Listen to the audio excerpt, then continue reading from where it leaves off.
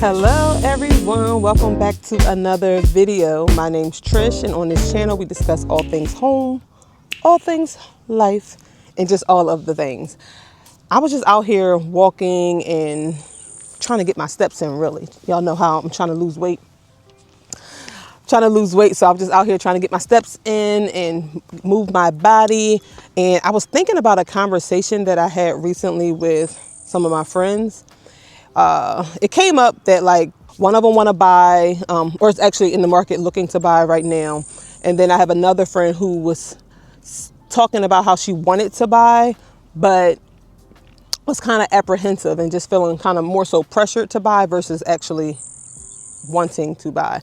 And it just made me think of like how society pushes on us that like we should own and we should buy and renting is bad and all of those things, right? When the truth of the matter is really dependent on the person. So it just made me think of this topic where because society tells you to buy, that's not always true.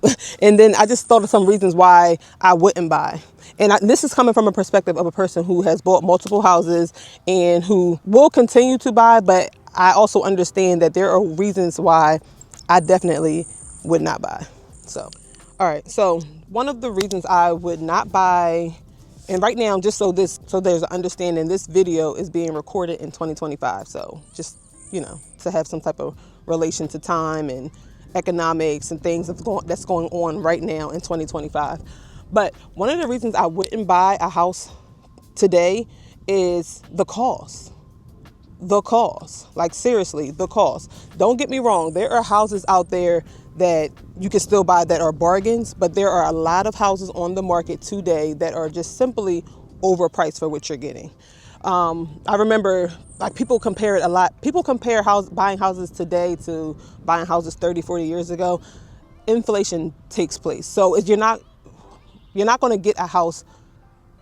I say that lightly because there's still some cheap houses out there, but more than likely you're not going to get a house like back in the day when our parents and grandparents and great grandparents bought houses. They were able to buy a house for $2,000. Like that's not the case today. But today I'm seeing houses that 2 and 3 years ago cost $200,000 that are now going for $400,000. So I would just be leery when I'm buying a house today because you don't want to get into a home and then you overpaid. Because one thing with a house is, I don't want to say you're stuck with it, but you're stuck with it. You're stuck with it. So you want to get a house that's going to age well. The truth of the matter is things are high now, and we don't know for certain if the costs are going to come down, and we don't know if they're going to continue to go up. But right now, be very leery. I would be very leery about buying just any house that's on the market. Just look at the comps, look at the potential. Like once you make renovations to it, if you're going to potentially be upside down in it. You don't want to buy a house that you overpay for it, and you know that in the next 2 to 3 years you want to move, and it may be hard to get out of the payment. You may be upside down in the payment. And when that happens, even with a car, you don't want to be upside down. You always want to have equity. So yeah, if I was buying a house today, I would not buy if I felt the home would not age well, if I thought the home would not bring equity, if I would not have instant equity, I wouldn't buy it. All right, and then y'all have the people, or I always hear people saying, oh, renting, you're wasting your money, you're throwing your money away, you don't own it at the end of the day, so it's a waste of money. I'll say this, if you buy a house that you can't afford, that's also a waste of money because you're going to foreclose on it. So, sorry, y'all. You're going to foreclose on it. So what I would do, I would not buy a house today if I did not have at least 3 to 6 months of savings. And when I say 3 to 6 months of savings, I'll look at it 2 different ways. So one, I would make sure I have at least 3 to 6 months of mortgage payments. But then I would also, if I was in a position, that's the very least. And then if I was in a position to do so, I would make sure I have 3 to 6 months of monthly payments. So that includes everything: mortgage, electric, gas, water, just whatever it is that you spend on a monthly basis, food, all of that. Ideally, it would be best to have at least 3 to 6 months of total monthly expenses. But at the very least, I would make sure, or I would not buy if I did not have at least 3 to 6 months of expenses. And I say that because things happen. Sometimes we plan and we try to look at things as the glass is half full, but sometimes the glass is half empty. So, and sometimes things happen. And it's not even, I say that it's not even sometimes, all the time things happen. Have y'all ever went a year or two or three where nothing happened? Like nothing unexpected for its cause happened? That's not realistic.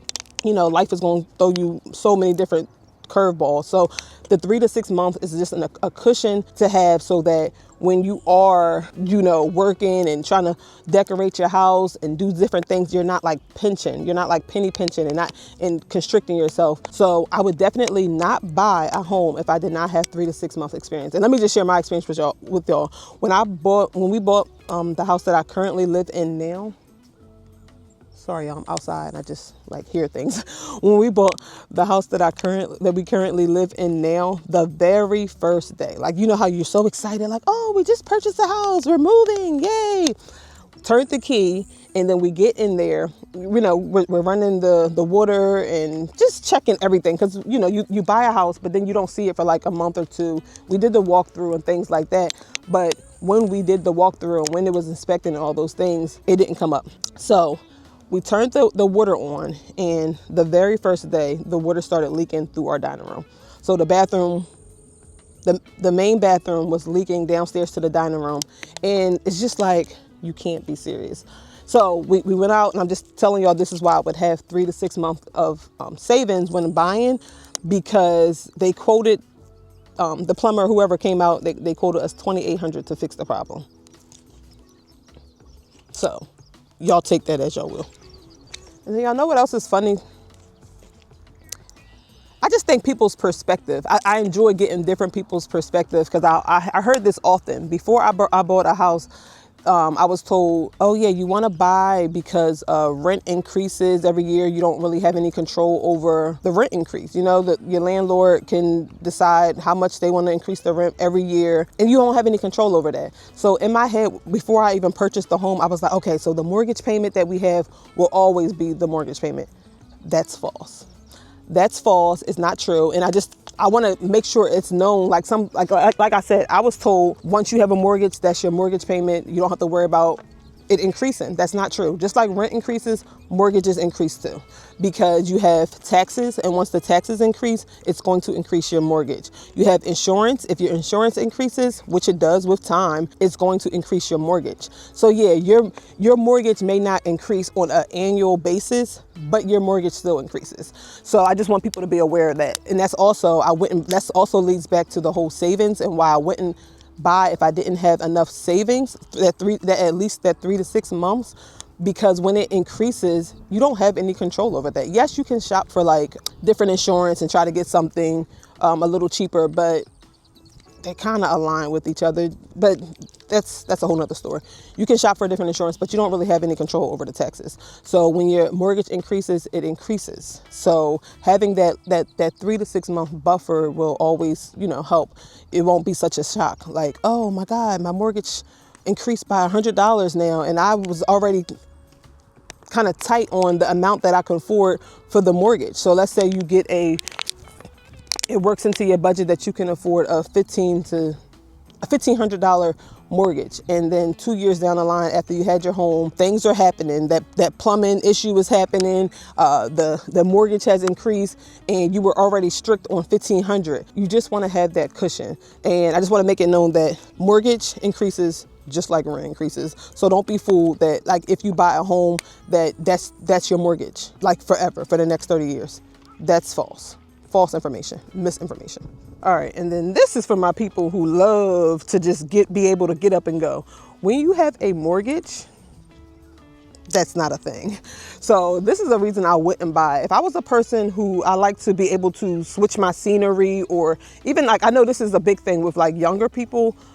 There are older people who like to do this too, but I know a lot of younger people, they're still learning, they're learning their likes, their dislikes, and they may not know exactly where they want to live for the next 10 to 15 years, 20, 30 years. And to buy a home is a commitment. So it does, when you're purchasing, it does limit your flexibility. So let's say you're renting a place, right? And you have a year lease, It's very, very easy at the end of the lease to just, sorry, y'all, my hair is doing its own thing. It's very, very easy at the end of the lease to just say you are not renewing and you're going on about your life, and you can move across the country, you can do what you want, and you can decide that you just don't want to live there anymore. You want to pick another place in the area. But when you own a home, it's not that easy. You have to sell it first, or you have to find, like tenants and different things like that. But that's another story. I'll just say when you're owning a home, it limits your flexibility. So I wouldn't buy if I knew I wasn't certain exactly where I wanted to live. If I knew I'm a person who likes to be able to get up and go at the drop of a dime, I don't know. I just wouldn't buy. That's like a pro to renting to me, being able to get up and go. When you own a home, like I was saying, and back to my one of the previous points, if you are in a home that you can't sell, you can't move unless you have buku money and you're able to maintain the home that you can't sell and move somewhere else. Then, you don't have that. You wouldn't have that concern. But for people who don't want to pay for two homes and only live in one, buying a home and you like to get up and go, it really limits your flexibility. So I would just take that into consideration. Okay, y'all. Another reason I just wouldn't buy in today's time, everything is high, honestly. Everything is high. When you have to call somebody out to fix something, it's high. When you want to eat something, it's high. But no, seriously, as far as maintenance expenses, I would not buy. This also leads me back to that, having that 3 to 6, at least that 3 to 6 month of fund, emergency fund, all those things. Maintenance expenses, it's a thing. So if you rent a home, when something goes wrong, guess what? You just pick up the phone and you call property management, you call your landlord, whoever, and it's their problem, right? It's their expense to absorb. But when you own a home, it's all yours, baby. You're making the phone calls to find and getting the different quotes, and then getting all the the estimates and the quotes and all those different things, and it's your responsibility to pay it. So owning a home sometimes it can be a headache. So if you're a person who doesn't want that responsibility, renting is ideal. Seriously, renting is ideal. Although I love home ownership, I love the home ownership in my situation. If I was in a different situation, I think that renting would be ideal. In certain situations, I feel like renting is ideal. But back to what I was saying, as far as maintenance and things like that, it's your cost to absorb. So it can in turn affect quality of life, because let's say you are blindsided by something that happens at the home and you have to fix it. You may not be able to afford the luxuries in your life, whether it be, traveling or going out to hang out with friends, going to do things that you enjoy doing because of this miscellaneous maintenance expense. So I would just take that into consideration when deciding whether to buy or not, because these things are real. These things happen. I'm trying to think of an example at my house. Like I told you before, that plumbing example, I had a situation where there was I can't remember exactly what animal it was, but it was an animal that got caught in the house in not the chimney, the HVAC system or something like that. Long story short, we were uprooted and had to move. And these are expenses. We had to pay for a hotel. We had to pay for food, to eat out. It's just certain things that you don't plan for. Not that you don't plan for. There are just certain things that come up and it affects your quality of life. So maintenance expenses is a big thing for me. It's a reason I would not buy, because who wants the headache of having to spend their money on plumbing and had to spend their money on home updates? Although I do love it. It's not for everybody. Although I like it as far as home updates and stuff, it's not for everybody. So I would just take that into consideration when deciding whether to buy or not. So another reason I wouldn't buy, if I wasn't a handy person or my husband wasn't a handy person and I know that I wanted to live in a home that is updated, I probably wouldn't buy today. I would rent because, when you are renting the property, certain properties, they maintain them. They try to keep them current with trends and things like that. So I wouldn't buy if I wasn't handy or knew someone who was handy, and I wouldn't have to absorb the cost of like renovations, because it's high. It's high, and it cuts into, like I said, it cuts into the quality of life. So if I was a person who wasn't handy and wanted to live in a home that was updated, let me move this a little bit, y'all. I wouldn't buy. I would rent somewhere that would give me those floor to ceiling windows, and it was just give me that quartzite or granite or marble, whatever it is on the countertop. I would rent. So I wouldn't buy if I wanted a home that was up, like very current, and I wasn't handy, because those costs cut into your quality of life. Sometimes, updating the house, and I've been here, updating the home, it requires a lot of money.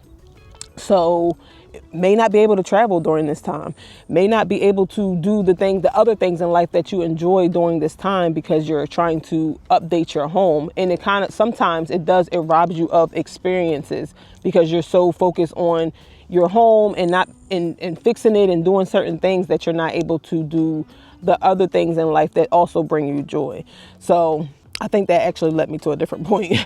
But yeah, if I was a person who wanted to live in a home that was updated and I wasn't handy, I probably would hold off on buying until I had, or just hold off in general. Like, not even until, just hold off in general. And I think this is the last thing that I'll say about this is just, I wouldn't buy because I would just go against the grain, honestly. Often buying a home is looked at as the next step in most people's life. Is looked at as you've made it. It's looked at as the better decision. But honestly, there are a lot of other things that one can do to move forward versus buying a house. Yes, sometimes if you buy correctly, you can buy a house today, and then in 10, 15 years, it can be worth a lot more. So then you have that equity. Yes, those are pros to buying houses. To buying a house, and maybe I'll talk about that in the next video. But there are a lot of things, like right now with interest rates climbing, there are a lot of other things that a person can invest their money in, because it does cost to buy a house. You have to have that down payment, the closing costs, the extra funds for the miscellaneous and things like that. Sometimes buying a house, you need $20, $30, $40, $50, $60, $70,000 to do so, depending on the home, right? There are so many different things that you can invest in today to turn that money, that you can like double that money and just do different things. There are other things that you can do versus buying a house. So people look at buying as like, oh, I've made it, or it's the next step and it's the best decision. When in reality, if you really want to talk finances, home buying is not always financially the better decision.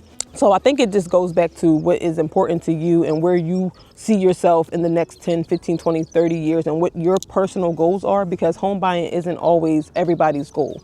So I think we need to move away from that perception that everybody has to buy. And if you're not buying, you're not doing something right. Sometimes the people who aren't buying are the people that's doing life right. But all right, y'all. Like I was saying, buying a house is a huge, huge, huge decision, and I wouldn't take it lightly. And I think that what we need to all understand is that buying isn't the right decision for everybody. And we don't have to buy into the pressure of society, where it says that if you're not buying, you're not successful, because there's so many different options. One, you could be choosing other financial routes to like grow your money. You could be choosing flexibility so that you're not stuck in one place. You could be choosing peace so that you're not tied to like maintenance issues and able to just like get up and go. So there's so many different routes to winning in life. And just because you buy a home does not mean that you are winning. It does not mean that you're failing. So I would just want people to take that into consideration when deciding whether they want to buy or not. Because like I said, society makes it as if you're not buying, you are not doing something right. And that's the furthest thing from the truth. All right, y'all, so I just gave y'all a few reasons as to why I wouldn't buy in today's time. Even with that, like I said, I am currently a homeowner, and I do enjoy the process of home owning. Like I said, there are some pros and there are some cons. I just discussed some of the cons with y'all and some reasons I wouldn't buy. But maybe I think in the next video, I'll talk about some of the pros of home owning too, for those people who are looking to buy and just interested in seeing that other opposing viewpoint. So there are definitely pros to home ownership. So definitely don't forget to like, comment, subscribe, share, do all of the things, because I will be discussing some more things about home and design and things like that. So if you're into that type of content, definitely share, like, comment, and I'll talk to y'all next time. Last thing, I would love, love, love for y'all to tell me your perspective on it. Are y'all looking to buy? Are y'all looking to rent? Do you think there's pros and cons to both? Definitely down in the comments, let me know what you think. And if you are a homeowner, let me know if you think there are any cons. If you are a renter, let me know what you think the pros are to buying, or vice versa. So just down in the comments, let me know. I will talk to y'all next time. And like I said, the next video that I will put out on home ownership is going to be the pros of owning. So until next time, y'all, like I said, peace.